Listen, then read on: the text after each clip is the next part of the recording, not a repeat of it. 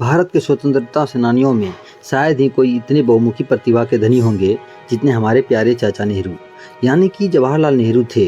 गंभीर मुद्दों पर किताब लिखने से लेकर आज़ादी की लड़ाई में लाठियां खाने तक उनके जीवन के कई रूप देखे जा सकते हैं। उन्हें बच्चों से बहुत लगाव था और यही कारण है कि बच्चे उन्हें चाचा जी के नाम से भी पुकारते हैं और उनके जन्मदिन यानी 14 नवंबर को ही बाल दिवस के रूप में मनाया जाता है। अगर उनके जीवन की बात की जाए तो उनका जन्म 14 नवंबर 1889 को इलाहाबाद यानी कि आज के प्रयागराज में हुआ था। स्वतंत्र भारत के पहले प्रधानमंत्री नेहरू भारतीय स्वतंत्रता संग्राम के महान सेनानी थे। वह संसदीय सरकार की स्थापना और विदेशी मामलों में गुटनिरपेक्ष नीति के लिए प्रख्यात थे। 1916 में लखनऊ अधिवेशन के दौरान वे पहली बार महात्मा गांधी के संपर्क में आए। 1929 में नेहरू कांग्रेस के ऐतिहासिक लाहौर अधिवेशन के अध्यक्ष चुने गए, जहां भारत के राजनीतिक लक्ष्य के रूप में पूर्ण स्वराज की घोषणा की गई। जवाहरलाल नेहरू ने महात्मा गांधी के कंधे से कंधा मिलाकर अंग्रेजों के खिलाफ संघर्ष किया,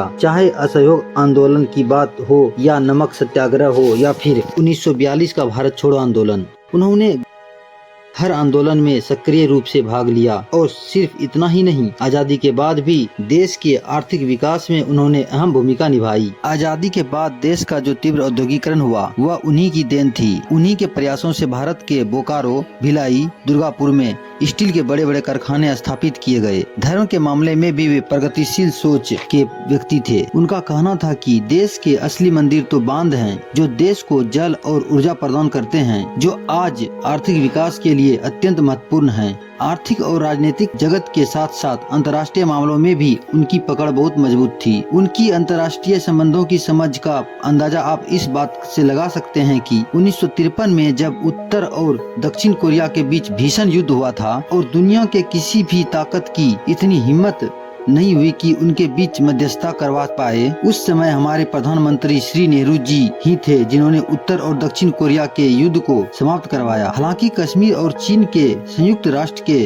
अस्थायी पद मामलों के संदर्भ में उनकी निर्णय की आलोचना आज तक भी होती है। जवाहरलाल नेहरू को सबसे लंबे समय तक विश्व के सबसे विशाल लोकतंत्र की बागडोर संभालने का गौरव प्राप्त हुआ। वह 15 अगस्त 1947 से लेकर 27 मई 1964 तक देश के प्रधानमंत्री रहे। 1955 में उन्हें भारत के सर्वोच्च नागरिक सम्मान भारत रत्न से भी नवाजा गया।